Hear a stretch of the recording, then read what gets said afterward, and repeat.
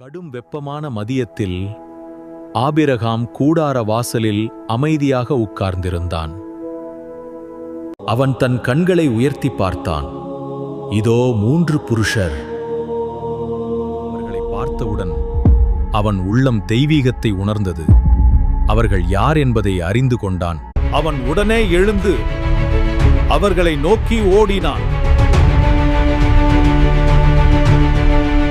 Abraham அவர்களுக்கு முன்பாக ஆழ்ந்த தாழ்மையுடன் தரை மட்டும் குனிந்தான். ஆபிரகாம் அவர்களிடம், உங்கள் கால்களை கழுவட்டும், பின்பு ஓய்வெடுத்துக் கொள்ளுங்கள் என்று சொன்னார். சாரா, சீக்கிரம் தயாராகு. சாராள் சீக்கிரமாக மாவை பிசைத்தாள்.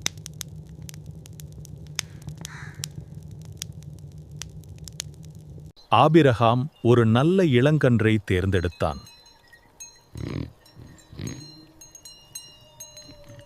அது சீக்கிரமாக சமைக்கப்பட்டது.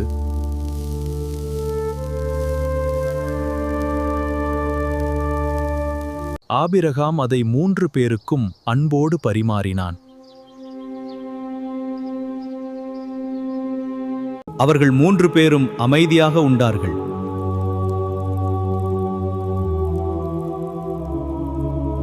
பின்பு அவர்களில் ஒருவர் ஆபிரகாமிடம், உன் மனைவி சாராள் எங்கே? அவள் கூடாரத்தில் இருக்கிறாள்.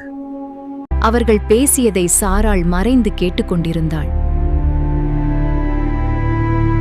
அவர்கள் பேசிய வார்த்தையை கேட்டு அவள் உள்ளத்தில் நகைத்தாள். சாராய், நீ நகைத்தாயே? நான் நகைக்கவில்லை. இல்லை, நீ நகைத்தாய். அவர்கள் புறப்பட்டார்கள். ஆனால் தேவனின் வாக்குத்தத்தம் ஆபிரகாமின் வாழ்வில் நிலைத்தது. தேவப்பிள்ளையே, உன் வாழ்வில் எவைகள் மாறினாலும் உனக்கு சொன்ன தேவனுடைய வார்த்தை ஒரு நாளும் மாறாது.